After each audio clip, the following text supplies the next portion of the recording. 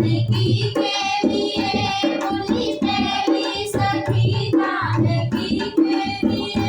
रच दिया है विधाता ने जोड़ी सुंदर रच दिया है विधाता ने जोड़ी सुंदर वतन कैसे तोड़ेंगे हमारी उम्र वतन कैसे तोड़ेंगे हमारी उम्र मन में शंका बनी की बनी रह गई मन में शंका बनी की बनी रह गई देख कर राम जी को जनक नंदनी बाग में थी खड़ी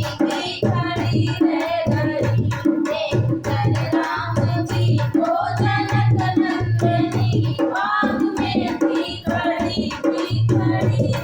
गई बोली दूसरी सखी छोटे हैं वो सही बोली दूसरी सखी छोटे हैं वो सही सच्चा मत